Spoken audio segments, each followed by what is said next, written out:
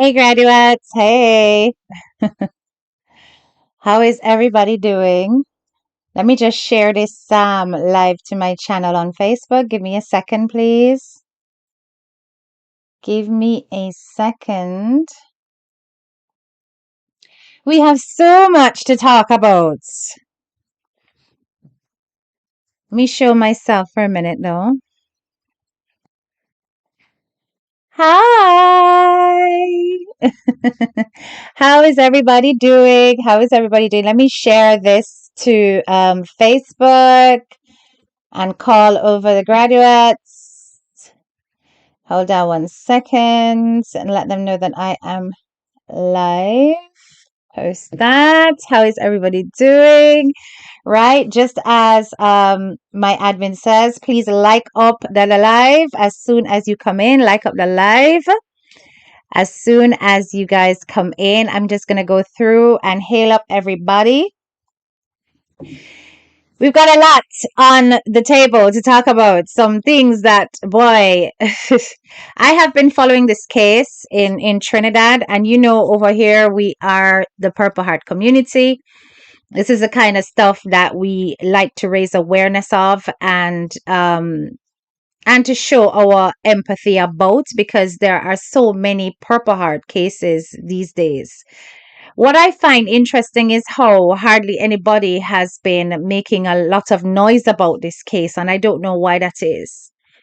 Adriana Young's case, as you know, took over the entire globe. This case needs to take over the entire globe as well. So we are going to be speaking about the 13-year-old girl who was unalived in Trinidad in very suspicious circumstances. And there's a particular interview that I'm going to be reviewing that was done by Ian Allen in Trinidad, where he spoke to the mother of the child. Now, I don't know if you guys are familiar with the case. I'm going to give you a bit of background about it first before we go into it, just to update some of you in my audience, because I'm conscious that, some of us were in our little bubble and we only really focus on for country or for territory, and we don't really take on Caribbean news, right? But I'm very much pro diaspora, as a lot of you know. So it's not a surprise that I'm going to be going into this topic. Often you'll find that I am one of the few Jamaicans who will talk about other Caribbean territories because I believe we are all one, all brothers and sisters. And it is important to pay attention to what's happening across the diaspora. You understand? All right, big up yourself, Steph B. I see you. Charmaine, big up yourself. Natalie, good evening. As Dawn says, welcome everyone. Please like, share, and subscribe if you haven't already done so. Olivine, big up yourself. I see you. Slim and Trim. Hey, Charmaine. Getting there. Losing, but as we say, slowly but surely. Right. So yeah, I don't know if any of you know about this story, but it's quite a sad one. I'm gonna try and pull up a picture of the little girl. If you bear with me a second, let me just pull up a picture of her. Uh, and I'm gonna also pull up a picture of somebody who has been also suspected of having something to do with her killing. Okay. So this is a little girl here. That's a little girl. And she's 13 years old. Only 13 years old. Only 13 years old. Um, I just can't imagine how a little girl could be walking from our grandmother's house and go to our yard on a path that she's always traveling on. And somebody take her out just like that. They discovered her body in the bushes, right? And when I say it based on the autopsy report, it's clear that she fought for her life, right? There was a lot of blunt force trauma across the body.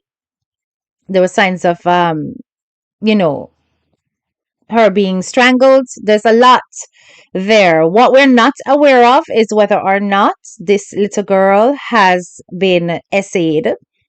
If anybody interfere with her, that hasn't come out just yet. So like I said, I'm going to yeah, it's very sad, Natalie. I'm gonna show you a bit of background story about this little girl. We're gonna figure out who this guy is. And I'm going to update those of you who may not be aware of the case before we go into the discussion. All right. Okay. So bear with me a second. Heartbreak and shock tonight in a quiet community in French village in St. Madeleine. I just want justice. 12-year-old schoolgirl Mariah found dead in a track near a recreation ground in her neighborhood just before 1 p.m. on Saturday. I'm standing on the track leading to Mariah's father's and grandmother's homes, but it is believed that when she got to this spot, she was attacked and dragged into these bushes. Now Mariah's father and other relatives returned to the area today to search for clues. Her grandmother says Mariah spent the night by her but left just after 7 a.m. I watched and she was walking to the back so. Well, them are custom walking morning, lunchtime, evening, night, going alone. And the children is really respectful children. Relatives said she made it home, put her school uniform to soak, left her father sleeping in the hammock, and headed back to her grandmother's home. I get a phone call, right? One of my good friend tell me that they find my daughter dead in the ground here. Right? That's when I rush out from my home there and I come. Her death has sent shockwaves through the community. It affects everybody around the place. Everybody talking about it. CNC3 News can confirm that officers from Region 3 Homicide Bureau is investigating and are awaiting the results of an autopsy carried for this week. I want to get to the bottom of this. I don't know who it is. If they have something with me, come at me. Don't come at my children. The death of the third form student of the San Fernando East Secondary School, known locally as Pleasantville Junior Sec, has left schoolmates and teachers shattered. They described her as a bright spark, a resilient spirit, and a beacon of hope. The Trinidad and Tobago Football Association has also expressed sadness over her death. Mariah would have celebrated her birthday on November 1st. Sasha Wilson, CNC3 News.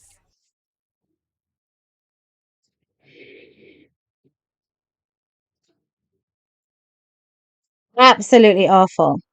Absolutely awful. Right? Now, you saw the father's response, and I'm pleased to see that some of you are already starting to put two and two together about what is thought of with this particular case. Don't jump the gun though. Let's just take it pace by pace so that we can put together all the evidence and hear what other people have to say. Okay.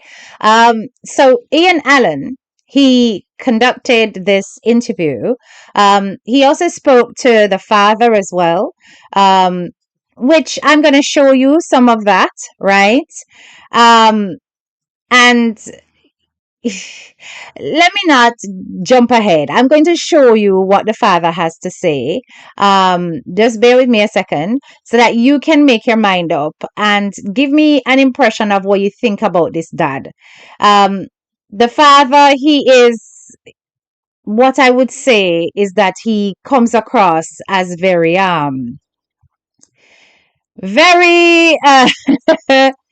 very I don't know, him don't look sad.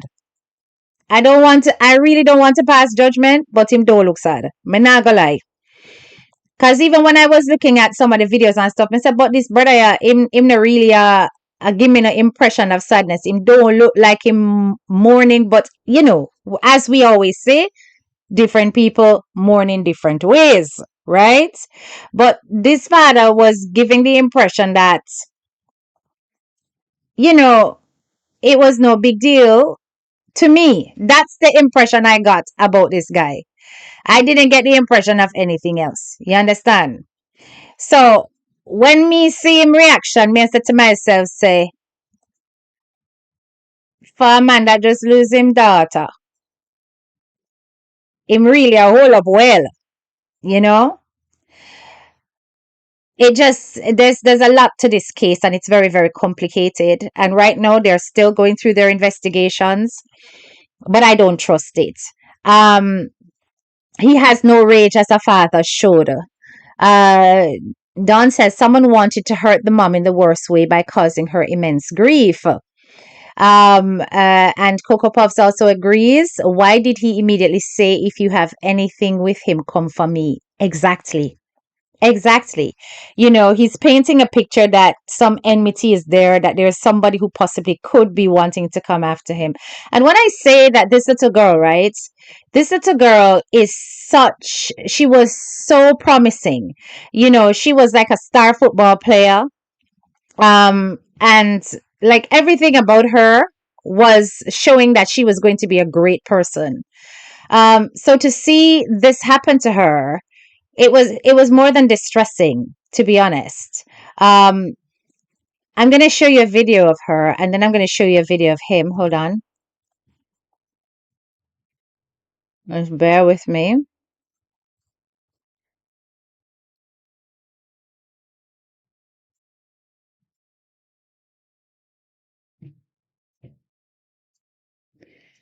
Just take a look at this child here.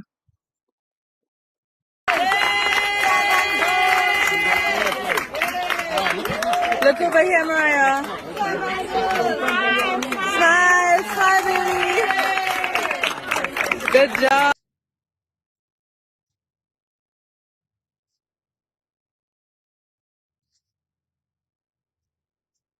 Will you see that again? Hold on.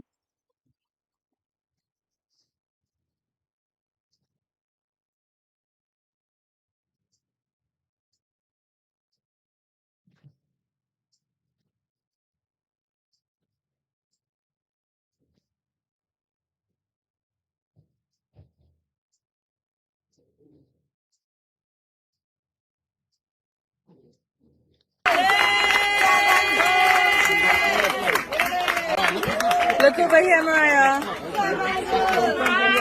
Smile, smile, baby. Good job.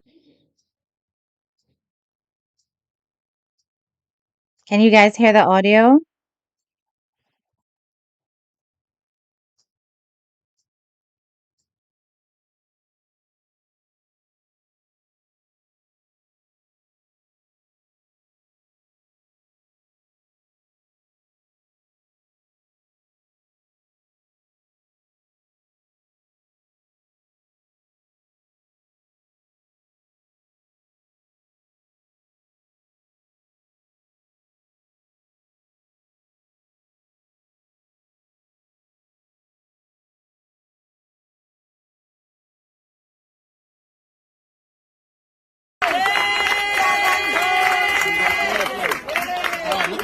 Look over here, Mariah. Smile, smile, baby.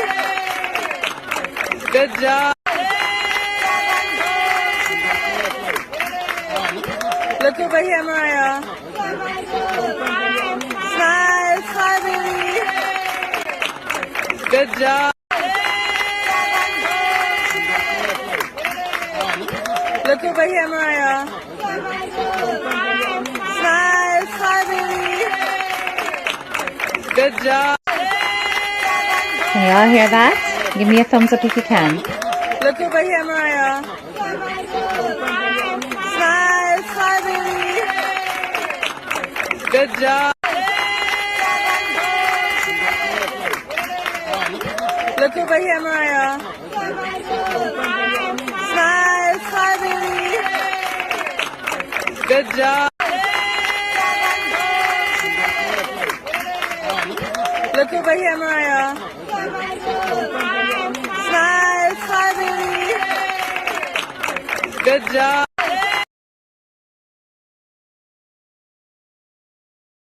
Just take a look at that. Just look at that. Just look at that little girl. Look at her with her trophy. Look how she had everything going for her. Everything going for her. She was a footballer. She actually had a game to play the Saturday. You understand? She had a game to play the Saturday. And that's when they discovered her body, right? So she was over by the father's mother's house before this. You understand? And then the girl just get take out just like that. Just like that. Right. I'm gonna let you now listen to the dad speak. And when you listen to the dad speak, you're gonna know what I mean when I say him not sound right.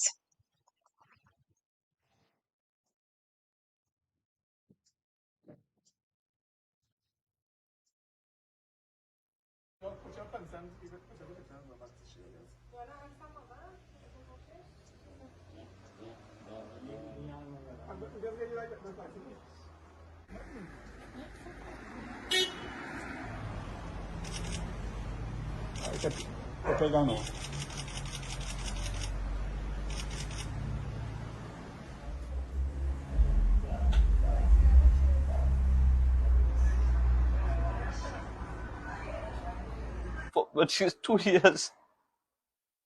But she's 12 years.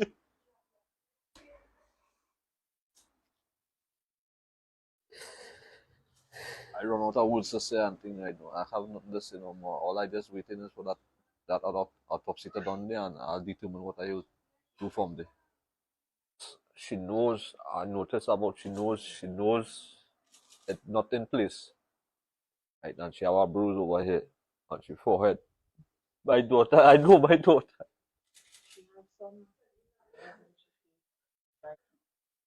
I will get justice for my daughter. I will get justice for my daughter.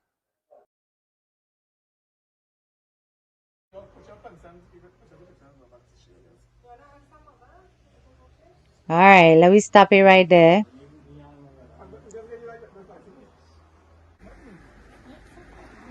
Let me stop that right there.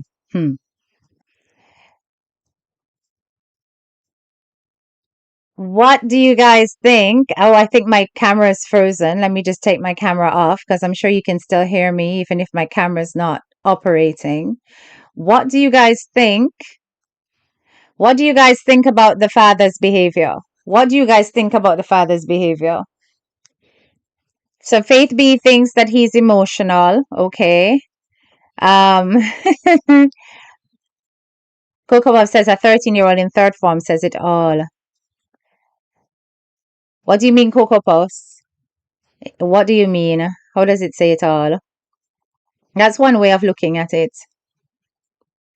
That is one way of looking at it. He's emotional. Well, as it stands, there's been a twist in the case because of this man here that you're seeing on the screen. He allegedly is the last person to have seen Mariah alive. Now, as I said, Ian, he did a interview with the mother of this child. That interview was one of the strangest that I have ever seen. Okay, and I think it's important that we take a look at this interview, because one minute see there, so it was very, very strange indeed. So let me just pull up that so that we can take a look at it, because I was like, what the hell is going on? What is going on? Why is the mother giving this impression that the man cannot be trusted? You understand? So I'm just share this. I'm gonna share this video. Hold on, not that one. Let me share this video here. I'm live, by the way. Sorry, guys. I just got interrupted just a little bit. Hold on one second. Right. Okay. So let me share this. Can we all see my screen? Give me a thumbs up if you can. You think it's forced crying, no tears. That is what I see. Yes, Don, I think it's fake too. That is exactly what I saw. Right? I saw forced crying. It says she's smart. Okay, yes. I saw forced crying. I saw something there that's like, huh? There's something odd about it. But I'm gonna play this interview because when I listened to this interview, this woman, she really did lay it on thick. But a mother's instincts must never be ignored. And it is the early days of this case. And I think it's really important that every detail is noted, because this is what we failed for when it came to Adriana Young. A lot of the initial information just got lost because everybody was high in emotions. Nobody was using common sense. They were not using the right protocol to protect the crime scene, all of those things. So up to now, we can't find out what happened to Adriana Young. Up to now, all you see is the relatives just getting on with them life. And then I see so Brian is back in Guyana. He is busy driving in bus and I collect up his money and I play music with the kids and stuff. He looks really sad in the eyes. I'm not gonna lie, if you haven't seen that video clip of Sir Brian back in Guyana. But all this talk about, oh, if Sir Brian and Amicia goes back to Guyana, they're gonna get arrested. Oh no, sister, nothing not happen. Nothing is happening. That whole case is tits up. You understand? So we have to try and learn from that. And hopefully this case does not get dealt with in the same way. I don't know if Trinidad has the same corruption elements. I've heard about so much corruption over there as well. But, let's hope that this one different. So anyway, make we listen to this. With the father of the child, I had to stop the interview. Why? Because this is the mother, the father and mother. The father made some statements, and I want to clearly hear how you know. I had to stop that interview. You have to hold the interview to you, and there are questions I want to ask you. When was the last time you see your child, miss?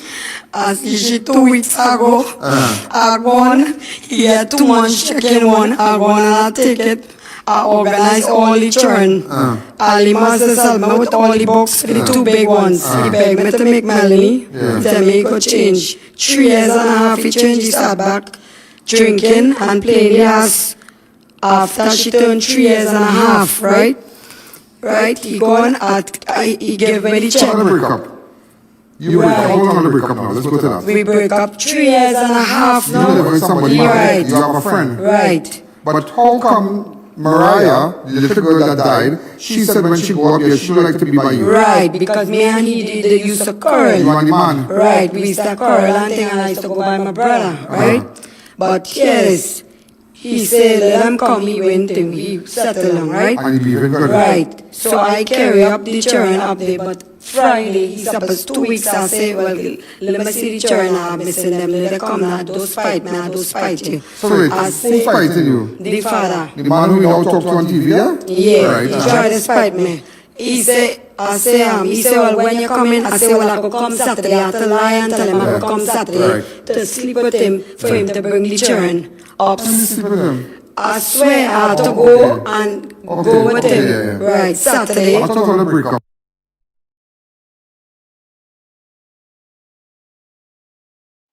You know, I can't stand Ian. I can't stand Ian and how Ian is behaving here. What do you mean? What do you mean sleep with him? And I thought, you break up. You see, Ian kept interrupting this woman throughout the whole interview. It was the most annoying thing.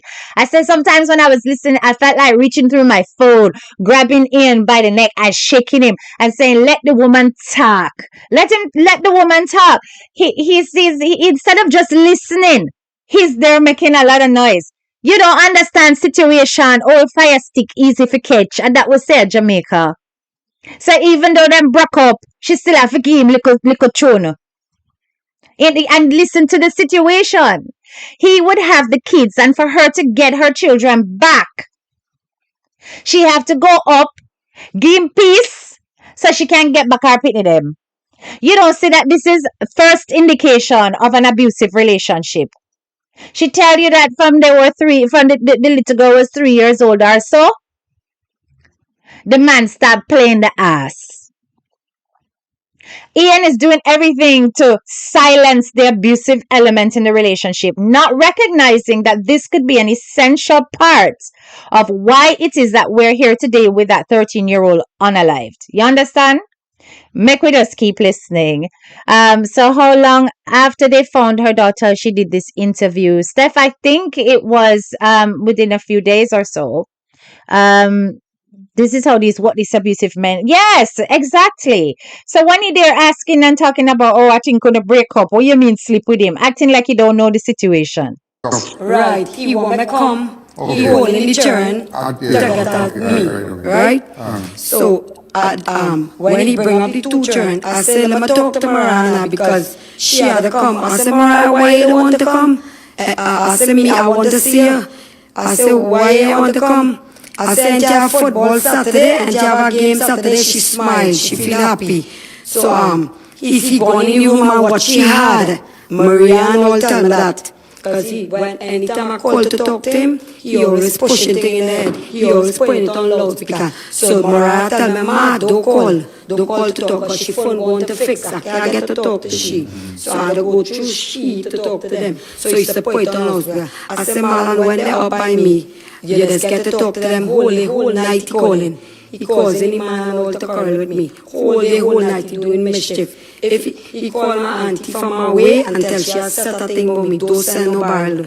Right, let me tell you about the check money. He give me the check money, I take it, I go and I buy Mariah. Melanie, she's 5 years. Uniform, socks, shoes, everything, right? I go and I buy everything. I get all the children books. I leave myself and I help me with all the children books, right?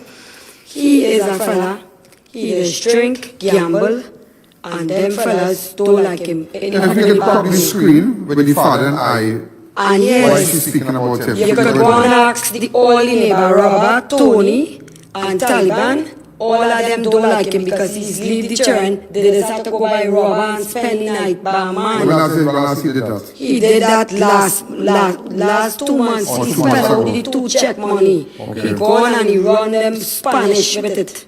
Right? Well, he just said he was running Spanish. Right. He said that was in the safe. Right. He was running some Spanish girls. Right. The TV phone, the ID card, everything. Right? I never do nothing. I is a soft-hearted person. I never spitey. He trying to spite me with them children. When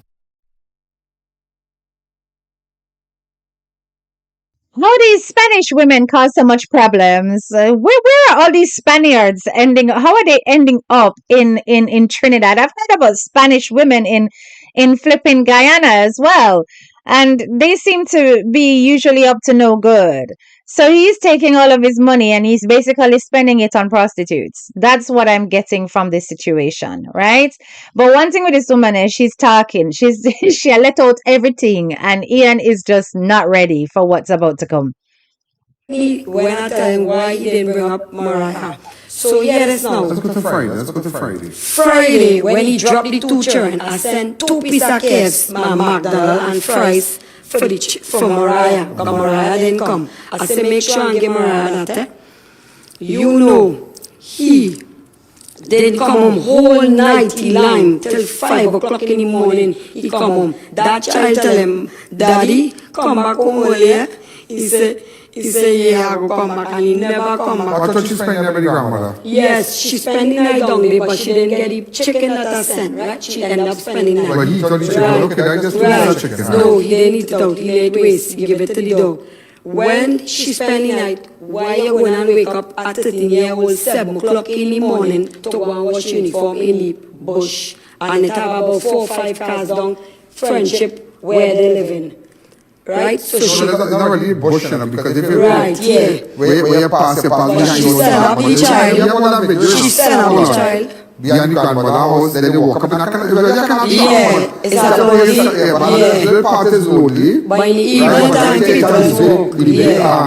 Savannah and water, and they live in the squatting area right here. And Marlon, occasionally, he always threatened to kill me, burn down the house, and give them children poison to drink. Just the other day, he tell me he take Melanie, and he tell me. What?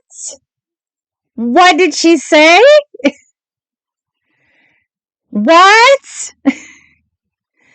So the father is threatening to unalive her and threatening to poison the kids? What? So how is it? What is it? Venezuelans coming across. Okay, them Spanish does look good. Okay, I see them tempting, but they're clearly, hustling the people. But yeah, the man used to threaten to poison the kids. Now, why is it that this man is not a prime suspect? Why is he not a prime suspect? This is the part of this story that I find shocking. Melanie, ask Mr. Salo, he say he will give Melanie something to drink, and he will drink too if I don't come back. Maybe he frustrated. Right? So, he tell me that. When I tell him why Mariah, I only like I know my child. Right.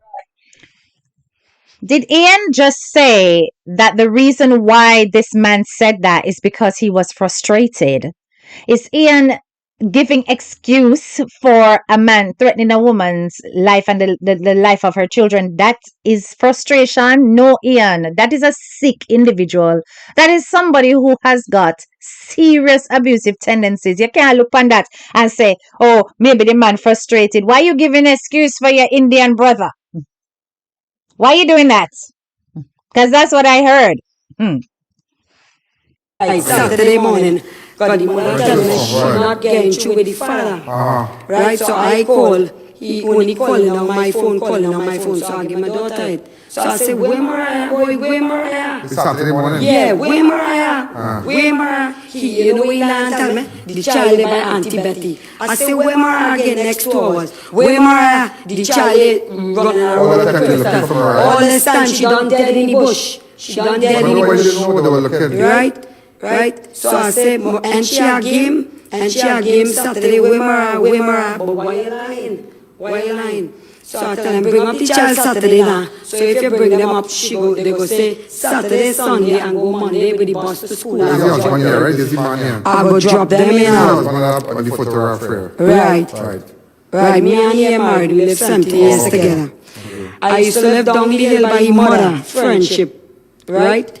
She take all the lights on the children. The children used to have tests. Right. When I'm sorry for that. Yo, once you get that money your mouth, Lego you know, his mouth open and to jump out because mama now hold back nothing. Mama Lego everything. Mama take down everybody. Everybody, the house, the kitchen sink, the father, the grandmother, everybody I go down because somebody have to pay for the loss of her child. And she don't care, she have put out everything when them do all of the slackness, all of the disgustingness, the wickedness. She come pan here and show for let it out. Yes, drawbridges. We don't want to hear that one day. No, sir. So the grandmother took out lights, took out the lights on the kids. So she pulled the electricity or whatever. That's what she said. And when we do take stop 2 o'clock, the sister after 2, the sister call and bawling. He say, Mariah come, they find she dead in the bush. Well, I take up everything and I gone. I gone clear. I run down. I leave everything and I run down leave. Mariah ever beg you to come back with she Yeah, but he was very abusive, yes. She said, Ma, it have plenty of reports. They dropping me by my brother, he go beg me. I go give him a chance, I go come back. He go beat me, he go run me with cutlass. If I want to give him no sex, he go run me with cutlass. I go have to go and stay by Fats right under, by the mother house. He was very abusive. I couldn't live in a relationship no more. Right? I was 38 years old. Right? I was like a mother and a father in one for my.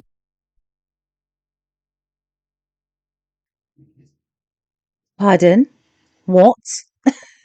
What did I just hear? You're damn right, PLJ Happy. Pure dysfunctional behavior. Yes. The man I run her down with cutlass. How did the hell I go on? What kind of household was that? So my question is, right? This man has ended up with custody of all of her kids. And as much as she's sounding as though she is such a great mother, why did the judge not see it fit to give you full custody? Why did all the kids end up with this abusive man? Something must be also wrong with you. That is how me look on it, right? There must be something that the judge saw where he presented a more stable environment than you. So you may not have all of his vices, but I am not 100% convinced that this lady is all innocent. Even the way she let go her mouth certain ways, but you know. But either way you take it, the man sounds horrible. Like really, really, really wicked the way she make him sound. Ian has asked if she has made reports to the police. Because it's almost as though to me, Ian is trying to find a way to prove that she's not all as innocent as she's coming across. You understand? Children, I know where I passed to the man. Mariah. Huh? You figure Mariah. I want to ask you something. I feel. Anyhow. Wait, is Mariah take out picture with him on the hammock? On the hammock, right? That is a lie. Why? How we can say Mariah take out a picture with him on the hammock before she gone? And put the thing on the thing to make it look like he did in the hammock. I don't trust him. You know why I go say lie? I spoke to them. I don't trust the But I father. decided for you too, you know. For that you came and you. So I leave him because I found out your brother, which is like his ex-brother-in-law, which is your brother. Your brother's be down there. No. But your brother was drunk and by his house on Saturday morning. Which brother? Some brother you have that was drunk by his house. Which brother? I don't have no brother. I was drunk by his house. Serious. What Brother brother? is your brother? No, that is not my brother. That is them brother-in-law. That is where my and sister the day with daddy brother-in-law of them. That is nothing to me. Okay. So royalty Loxing is who brother? Lover, husband, who she Lover, make? me? That is Malan. Yeah, Ian don't have no behavior. You know, Ian, he's a crass. As them say in Ghana, he's a crass. Ian, what do you mean, who's lover? Me? Okay, so for those of you who are in Jamaica who don't really know what that terminology means, when somebody says lover, it's kind of like a term of endearment that they use. It's a familiar term of endearment. You will often hear Trinis use that particular word, what's up, lover, or whatever. They talk to you like that when it's, whatever. But in this case, lover is a nickname for somebody else. So Ian fly up and say, who's lover? Me? In other words, lady, who you talking to? Right?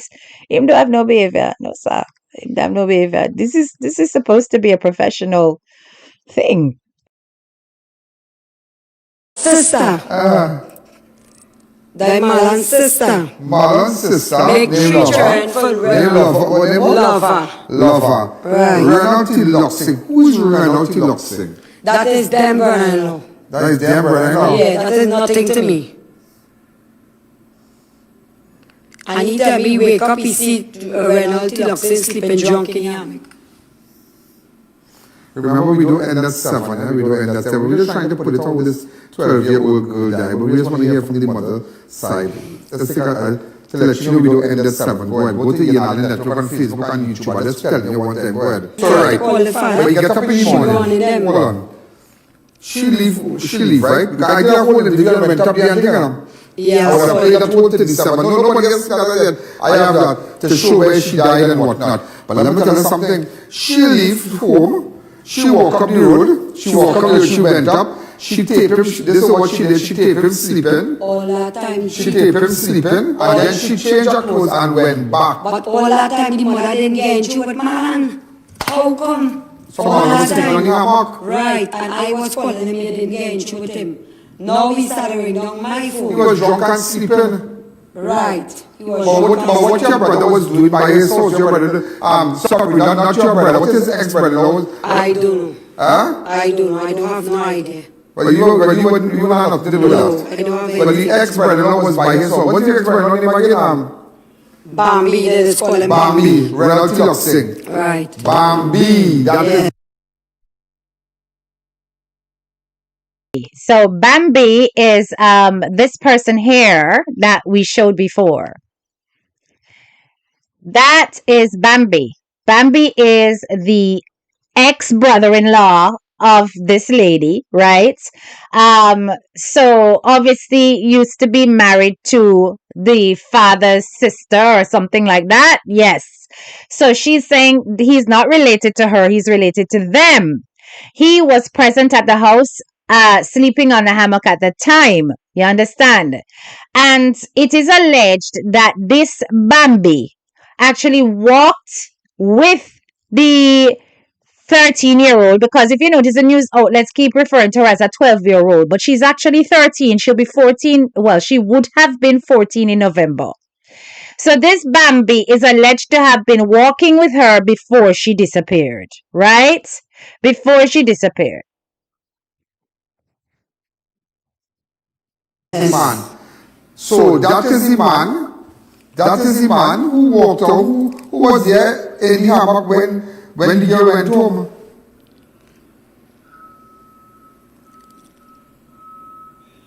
Well, why you lie? Why you lie and say the child lay by Crystal riding around? Why you lie and say the child lay by auntie? When the father came home in the morning, when this man came to his house, Marlon, Sinat, he saw Reynolds sleeping in the hammock. And he pulled up, he didn't know who it was. Yeah, And he realized Reynolds, because Reynolds don't come up here. And he started quarreling and thing. But what we heard, and from an anonymous source, is the day your daughter walked out of the house, she walked out in the company of Reynolds. Through the savannah and going down the hill. And a piece of metal, you had them kind of bouncy thing? Yeah, that is the sister-in-law. The trampoline. Yeah, that is. A piece of metal like that, part of the trampoline went missing. And apparently, when the body was found, they took that same piece of pipe into the ground. Right? Look at the pipe there. Look at my house, I tell her do my thing. Right, this is the metal here from the trampoline. And I could go back to where I use the same piece of iron, get to the hole. Right, get to the hole and you will see.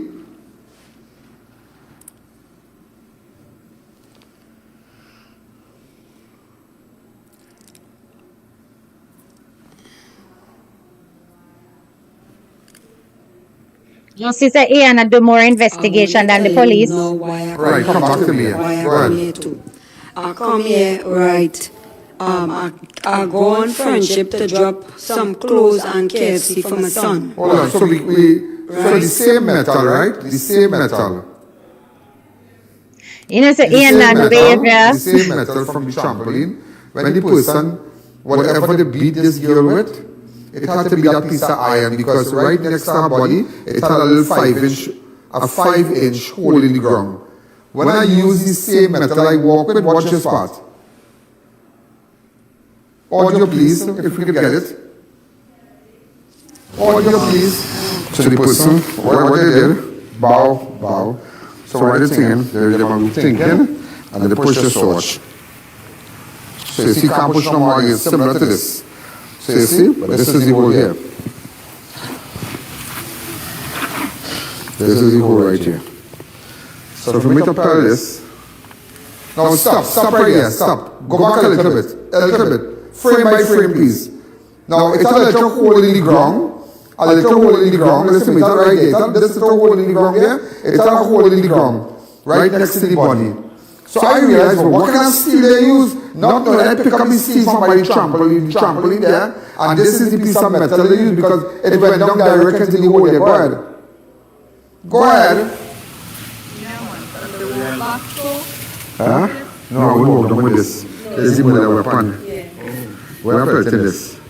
I can put this straight up. So you understand? So why you the same distance, come back to me. The same distance where they pick up that metal and put it down in the ground like that. Because where she was lying, it's a hole right here, right? Like a hole where the metal went down. So I wanted to know about what piece of metal they use. When I went to back by the house and I pick up a next one similar to that, because the trampoline was dismantled, it had a metal, the metal went down like that, the exact height. So now this is in no way casting aspersions on anybody, but what we know so far is that persons in company said that Mariah was leaving with Renal Tiloxing, aka Bambi. Yeah, but where I want to know why he didn't send up Mariah with the rest of the girls, them always together. She dad didn't send she up with the rest of the girls Friday with me. But Mariah did not want to come by you. Right, let me tell you. He always, Mariah is 13, one is 10 and one is 5.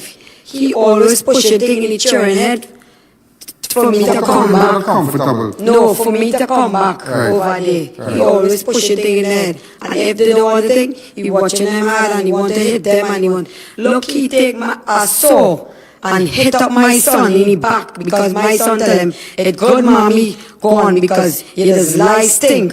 And he take this one, well hit him up all in the neck and leg. Look, I can bring him and show you the marks. My son is 17 years and my son's to stand up for me. Right? That is not your son with him. Yes, with him. I have 4 children together with him. A big son, a 17-year-old, a 13-year-old, a 10-year-old, a 5-year-old. And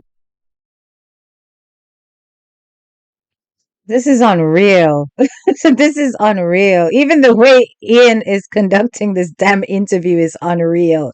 So let's just reflect on some of the important information that we've gathered so far. So Ian did make a really good point in that there was a piece of pipe that was missing from the trampoline on the grounds, right? Okay. He likewise took up a similar piece of pipe from the trampoline area and he brought it to the scene of the crime. And it so happened that that piece of pipe fit exactly in the hole where there was a previous piece of pipe beside the body. Okay. So he is making the conclusion that somebody took that piece of pipe from the yard. So it implies that whoever it is that did something to her came from the property and went and did what they had to do. It's also coming from witnesses that this uncle followed the little girl down. Now, the mother is raising the point about the fact that why didn't she get sent home or sent to her along with the others? Why did he keep her back, rather than send with the others? But then she answered her own question. She said, hey, Lana, she said, but he's always trying his little tricks to keep back the kids or keep back one of the children to put things in their heads so that I will come down. So you know how he tries to get sex off of his woman, well, his ex, by keeping the children back, so she has to come and she has to spend the night and then she has to sleep with him in order for him to release the kids. So she's implying that he was trying to do a similar thing, and he was trying to do a similar thing using Mariah that time. Okay. Ian is saying, but Mariah didn't want to go with her. But she's trying to say that Mariah was manipulated into saying she does not want to go home so that it would force her to come up to the house. That's what I'm getting from it. And that's the part that Ian is trying to avoid altogether. Right. Right. And where was the 17-year-old? The 17-year-old, he beat up the 17-year-old, hit him up with the thing. The son, he gonna by my brother, Palmer. So he don't live with Marlon. He gone down there to stay, but he hit him up. If my was there, that would have never happened to my daughter. But what made your daughter stay back and not be dropped with everybody else Friday? Because she said she wanted to spend the night with He what she had. Mariah, my next daughter said she wanted to come, but he come and watch and she had. So when I say, and you have a game here, and you have a game Saturday, why you come? And she get happy. Right arm, Port of Spain, under 17.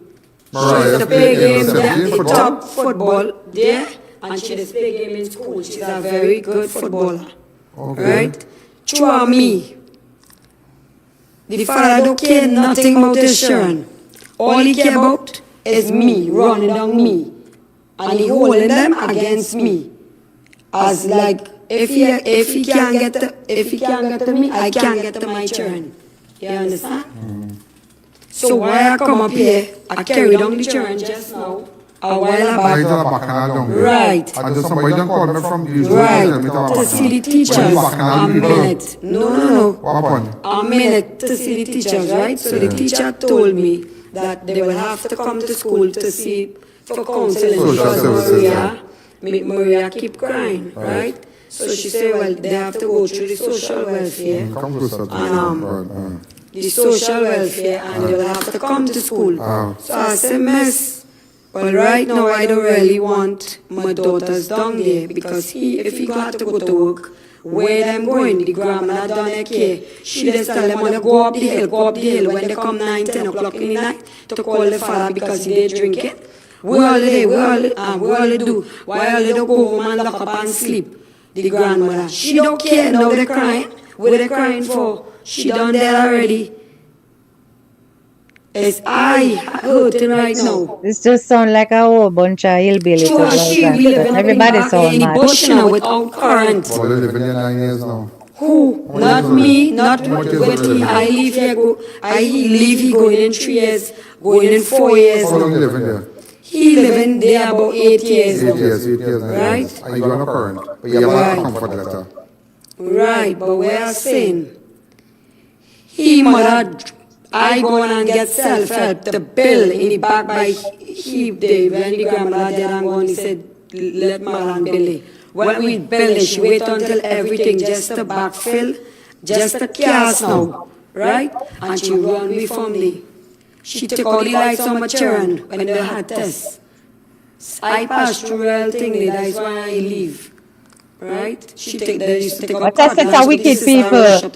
No, sir. Baby in my hand to pelt me with a stone. When? Just this evening there, Nina seen that. I fed up at them. I don't want my all is bacchanal, but children wrong them. your daughter is dead. You need Right. justice. I need justice. I If I want was the one with he justice. say and she say, and all this Yes, shit, we I want want it tomorrow morning. justice. I want justice for my child.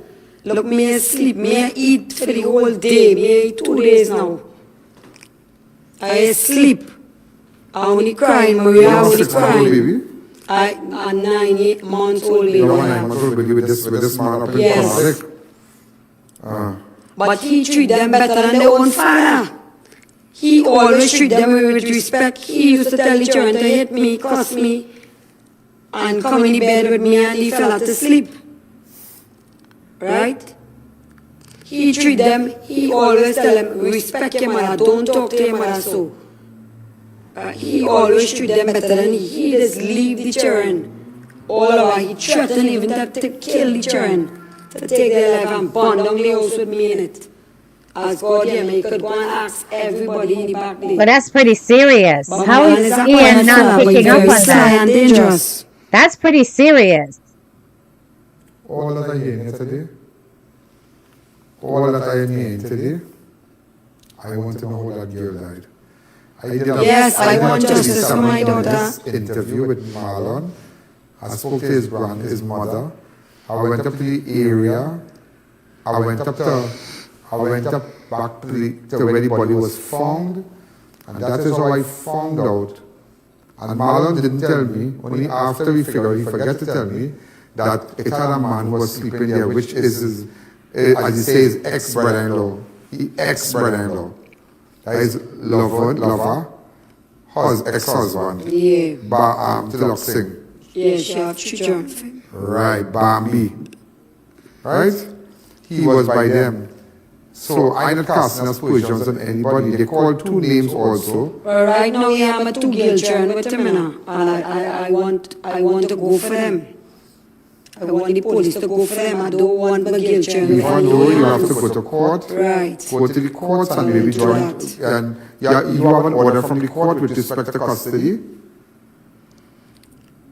The But other this day is when I went crazy. back up there, he intentionally tell me that he gonna. Make this make sense. How is it that the rest of the children are still with the father when this is happening? Wouldn't it be safer for those children to be relocated to the mother's house? There must be something really wrong with this mother's house for them to not have made that automatic assessment for the safety of the kids and the well-being of the kids. All I know is that this whole family is a madness. But like homegirl got the good hour cause the other man ain't feel no way when she sleep out with the children. Father plus admitting how she still like the ex. This is an entanglement. Yeah. You know, yeah, so she said she go up there and she give him peace. And she now have another man that she's living with, and she's got a 9-month-old baby for that person. So yes, and the fact that she's saying this on TV, he must know that she go up and give the other man peace. There's a whole love triangle going on. It's sick. You know what I'm saying? But we're laughing at all the obviously funny bits. But in the middle of all of this dysfunction, all of this madness that's happening with this family is that beautiful little girl who is now fully gone from this earth. She's deceased. And the condition that she was found in is quite telling that it was a brutal death, you know. So it is sad that this is what breeds such a special child, because she was actually really bright, really talented, and it made no difference because of the kind of people, the kind of adults that were around her.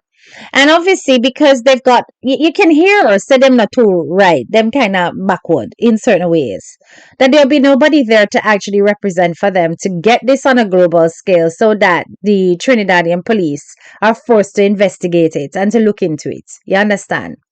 Anyway, we're gonna leave it there. So if you want to go and watch the rest of the interview, it's over on Ian Allen's page, his Crime Watch page. It's on YouTube and on Facebook. Well, all I know is that this interview was a farce in one way, but you know, Ian did make some certain points, but just the way he responds, sometimes I just have to laugh, right?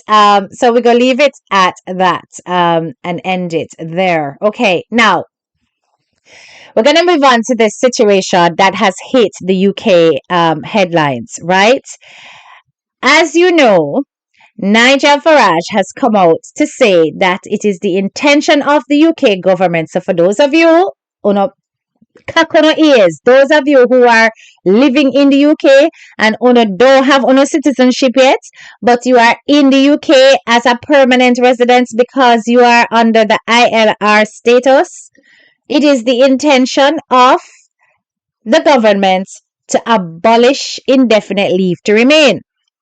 Now, for those of you who don't know the difference, indefinite leave to remain is that middle ground on the basis of the fact that an immigrant has been in the country for an extended period of time, contributed taxes, etc., for an extended period of time, and therefore they qualify for status of settlement. It is the step before citizenship, okay? So you can live in the UK for the rest of your life and more or less have equal rights, more or less, because there are some differences, without achieving your citizenship, right? Now, there are all kinds of implications for people who are under ILR who have not used their common sense and hustled their backside over to get their citizenship done. Some people are shying away for the Life in Britain test, literacy being a big barrier to them actually doing the test, and have sat back on their haunches for years, not progressing from indefinite leave to remain to citizenship, of which they are entitled once they have done the appropriate tests, right? I want you to listen to this video and you can hear for yourself what Nigel plans to do.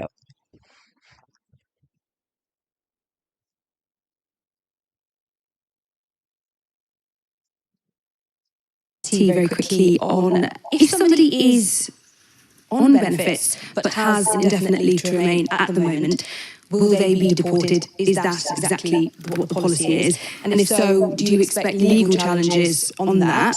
And if I may, just a second question, what about pensioners who have indefinite leave to remain? They won't be able to apply for a work visa because they're not working anymore, but they may have been in this country for decades.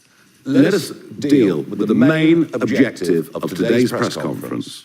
It's to wake everybody up to the Boris wave. It's to wake everybody up to the sheer irresponsibility of the last government and the massive impending cost that will have on this country for decades and decades to come. That is the primary reason that we're sitting here talking with you today. Yes, it is true.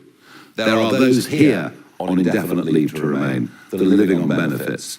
Will we be free from legal challenges? Well, of course, having cut out the Human Rights Act, the European Court in Strasbourg, British courts will be free to make judgments that are the right judgments, which they're not at the moment. We are not for a minute pretending that going back through the backlog is going to be an easy thing to do. It'll be complex, it'll come in many forms, but we do intend to address it.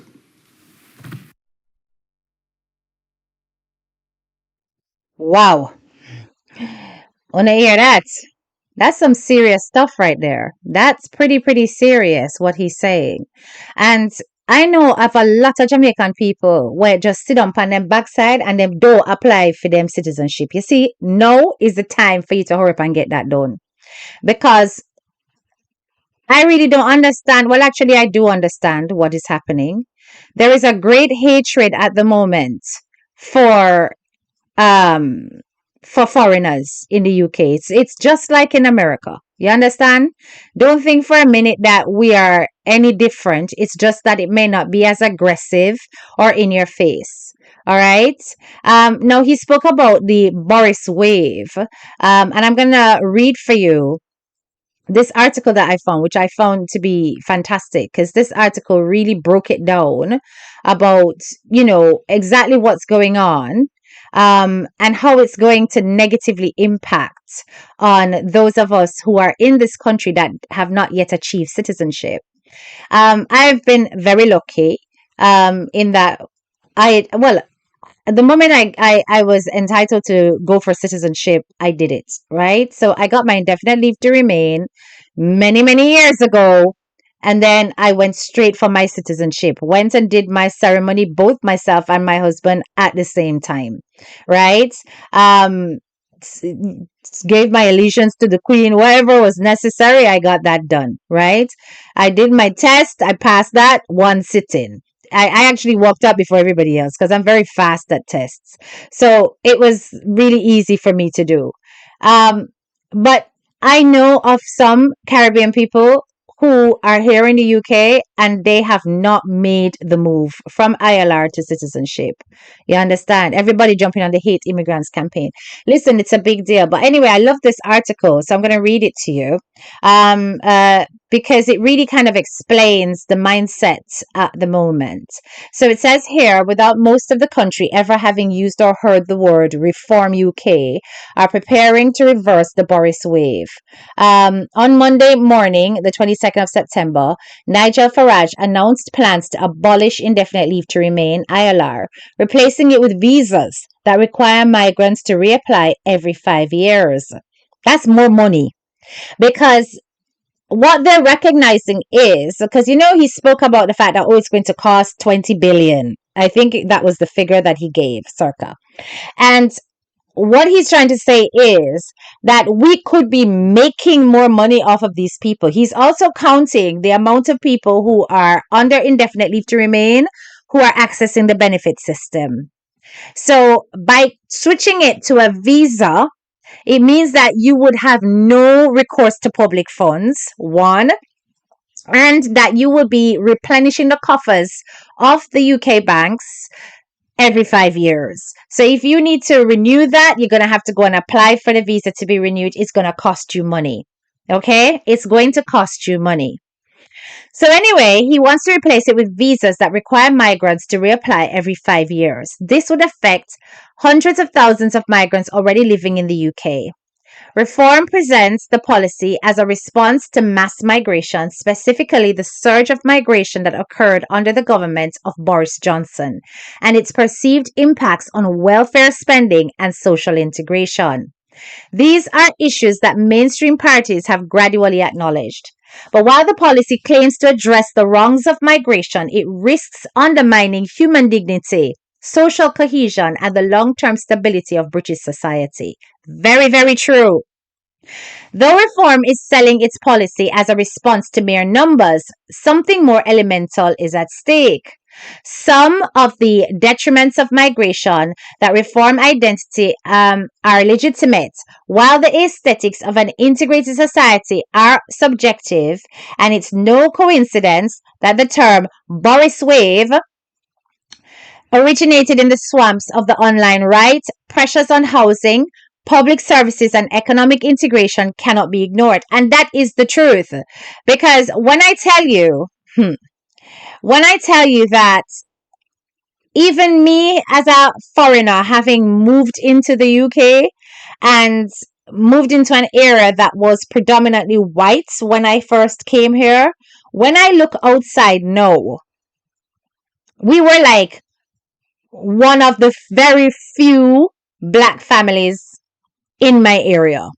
And it was about 3 of us, okay? Actually, four of us. And having lived here, I would say now when I look outside, I am seeing mostly migrants with a handful of English people. And the migrants that have moved into the area, like when you go over to the section where all the council houses are, they have taken over all of the council houses. Okay? There's like sprinkled in between are a few white families. But most of the white families have moved out of the council properties. They've moved into the private houses that are next to us, right? And some have just moved out of the area altogether. And I have noticed the shift in what a British community looks like. And that was not in a long period of time. I would say, when did I move here? I moved here in 2010. Yeah, 2010.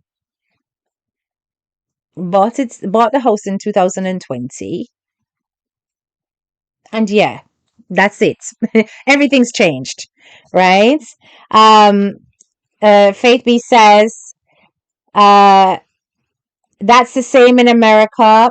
Also, as soon as blacks move in, whites move out. Yeah, that's exactly what I have witnessed, right? That's exactly what I've witnessed. So anyway, let's carry on reading the article. Um, so yeah, it cannot be ignored. There has been a pressure from the use of public systems by migrants. That is the truth. Recent months have seen public frustration with poorly managed migration spill onto the streets. From hotel protests to the Operation Raise the Colors movement and Tommy Robinson's Unite the Kingdom rally. So we did have a few nationalist protests going on about, making UK great again, our version of that. And we've even had people being attacked in the streets who have been against this as an extremist movement. We've had, I saw a video on TikTok with these two Indian girls running down the street being chased and being told to go back to their country. One day counteracted and said, actually, we were born here. People are like, well, respect the country you're from then, kind of thing. So really racist environment whenever you go to these protests and these marches. Parties like Reform have gained political traction by tapping into this sentiment, promising aggressive crackdowns and mass deportation. Yet, framing immigration and as a result ILR as inherently negative risks oversimplifying the problem. The volume, speed, type, and purpose of individuals' arrivals all matter, and policy must be carefully calibrated to reflect these distinctions. Exactly. Because listen, when you are going for indefinite leave to remain, you have to pay. When you are applying for that process, it costs you a lot of money. Same, likewise, when you then move from ILR to citizenship, it also costs you a lot of money. And if you go through a lawyer, it's going to cost you even more. On a human level, there are hidden costs to scrapping ILR. While Farage frames the policy as targeting the Boris wave migrants, in reality, it would also affect families and long settled residents, people who are rooted in their communities and active participants in civic life. No one wants to risk repeating Windrush style injustices, yet that danger is real. Communities could be destabilized, civic trust eroded, and long standing residents alienated. The practical consequences are equally significant. For example, someone who loses ILR and becomes subject to visa renewal could be treated as a higher credit risk by banks, correct? That is true. It affects remortgaging, refinancing, or moving home. Families could be left in limbo, continuing to pay mortgages without a guarantee of long-term residence, or forced to sell if renewal is denied. So just imagine, with your indefinite leave to remain, you are entitled to take out long-term credits in this country. You can get your mortgage, right? So imagine you have indefinite leave to remain, you have your mortgage. It's now changed from indefinite leave to remain to visa conditions. You go to renew your visa condition, only to find out that your visa condition is no longer going to be renewed. You're going to have houses that need to be sold, left abandoned, credit arrangements dropped mid-air because them have to go back out the country where them come from. Just think about all the crazy things that can happen. You understand? So it's going to have a negative effect on the economy if you do these things. Because you never know, they're going to make the requirements for renewing those visas all kinds of things, including whether or not you've had run-ins with the law. I would imagine they would target you first. If they switch from indefinite leave to remain to visa conditions and they check your background and realize that you've been arrested, you've spent time in prison, you don't think that you are not going to get that visa renewed. That's exactly what's going to happen. Yeah? When you look on the likes of the one where we did hear interview the other day, the one that was arrested for stealing 50,000 or 500,000 pounds worth of goods. She would be one of the first one them kick out. She gonna be one of the first one to go. All them it girls and so we're busy at the credit card fraud and all these things. You think say if them not have them citizenship then gone. You understand? And when I tell you there's a lot of Jamaicans, a lot of Caribbean people who are living like that over here, who have been living on indefinite leave to remain, not thinking for moments ever to go for their citizenship. I remember speaking to two people, and they told me the reason why them don't go for citizenship is because of the test, and they can't read. And when I offer to teach them for read, them shame, them no want do it. You understand? So there are some significant barriers to some people, which is literacy. But then there's just plain laziness on the side of other people who just get comfortable and complacent sitting back in ILR status. You understand? So beyond households, the state would face the administrative burden of repeated reapplications, appeals, and legal challenges, with costs that may outweigh the supposed savings. But it also raises a deeper question. What does it mean to belong? ILR was created to grant permanent residence to long-term migrants who are integrated and contributing while maintaining a distinction from full citizenship. It balanced Britain's need for immigration control with fairness and stability for settled families. Reform's proposal is not a simple bureaucratic adjustment. It reshapes the moral and social contract between migrants and host society. Residency under the new system becomes transactional. Migrants are allowed to stay only if they meet the state's criteria every 5 years. And the question is, what are the state's criteria? That's a big question. This discourages deep integration, including home ownership, community investment, and intergenerational stability. Yeah, you can't think of left nothing for your picnic them. Because if you are thinking, say, all right, in 5 years' time, they might not renew it, you always have to be thinking 1 foot outside of the country. Always. You understand? And you will not necessarily invest in the country that you are in. People who live in Britain for decades yet never feel fully accepted, their belonging dependent on utilitarian calculations. Abolishing ILR is a blunt instrument. It does not address the front-end drivers of immigration, such as visa allocation, recruitment policy, asylum intake, or enforcement. Instead, it weakens the mechanism that allows newcomers to integrate and therefore stabilize migration. If the goal is to reduce overall numbers, more direct tools are available, strengthening the removal of overstayers and illegal entrants, which I am for. Yeah. Raising visa salary thresholds, which I am not for because I think they already charge out your ma and I don't think they need any more. Limiting dependence on certain visa categories. Yeah. Like, you should not be thinking of migrating.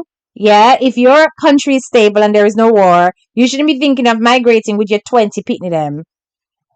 I think you should stay put. Because you got 20 kids, you should stay put. I think that's a lot. I've seen a lot of these refugee people come over, and when I tell you that these people have got a lot of kids, it's insane. But mind you, they are refugees. But it's insane. And nobody in that household is working. It's a mad thing. Anyway, if the goal is to let me see, what else did I say? Okay, limiting dependence on certain visa categories, recalibrating the pathway from temporary visas to settlement and citizenship. So in other words, make it harder. All of these measures can be done without dismantling ILR. I agree. And this points to the true purpose of the policy. Reform's proposal is deliberately more symbolic than substantive. It projects toughness but risks collateral damage to integration and social stability. Their critique of ILR is misleading. It is, framing it primarily as a welfare loophole that rewards migrants who contribute little economically.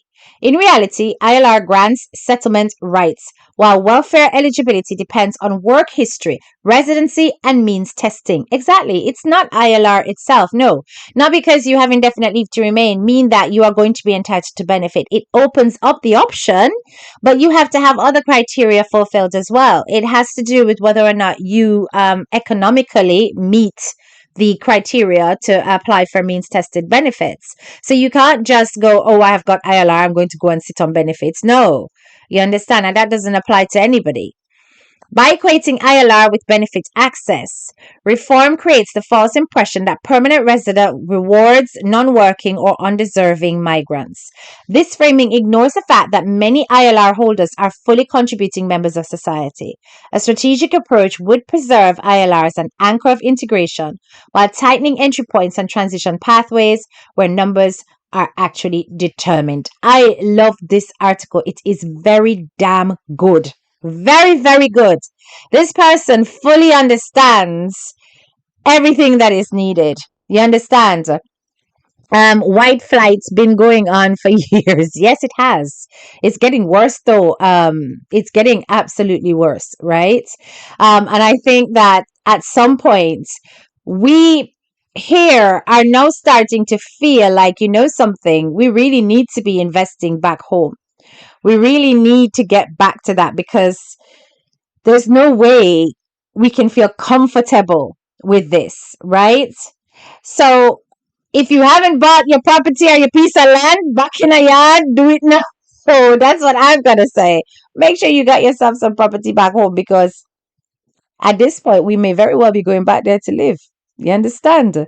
Because you never know what they're going to change next. If they're going for ILR, which was one of the most secure, the most secure statuses next to citizenship, next they're going to go for citizens who, if they go for that and they realize that it don't hit the numbers with the migrants, they're going to go for the citizens who may have got citizenship on whatever pathway or who's don't have parents in the country. You don't know what these people are going to come up with to make your life harder.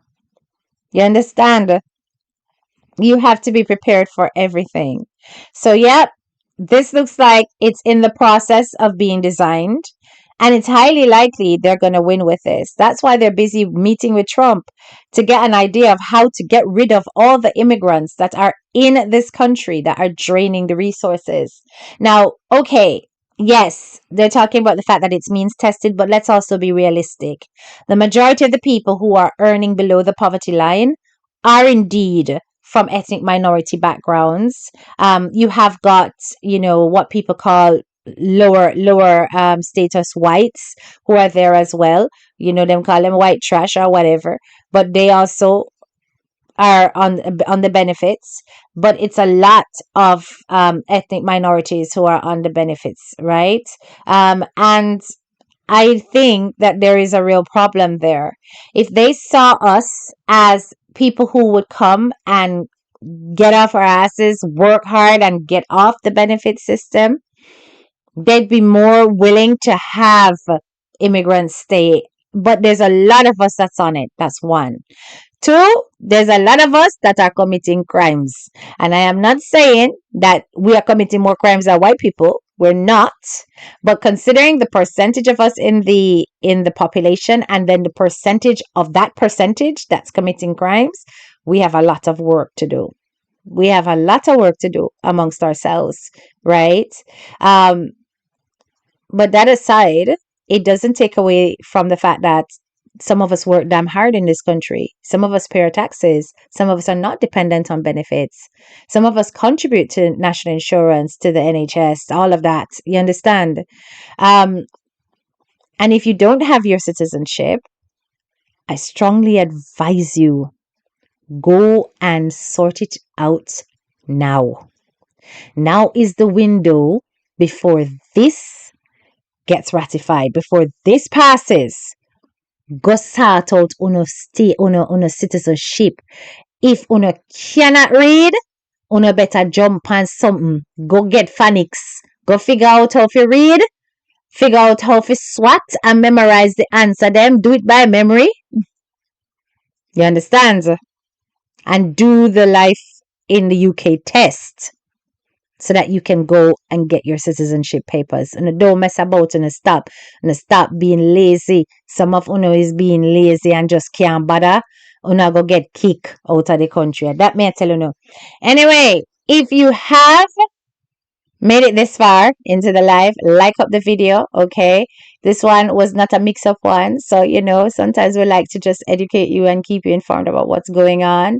And yeah, I really and truly hope that there is justice for this little girl, because it's yet another Adriana. Yet another Adriana, okay? We don't know if family is involved. We don't know if family is not involved. But all we know is that we would definitely like to see justice for Mariah Senath, the 13-year-old who was murdered in Trinidad. And once again, pay attention to what's happening with this immigration here in the UK. You might not be thinking that it's that bad because America is worse, but trust me, we are getting there slowly but surely, or probably faster than you can imagine. Big up on a nice clean self. Like up the live on your way out. This is your girl, Head Teacher K, and I'm out. Bye bye.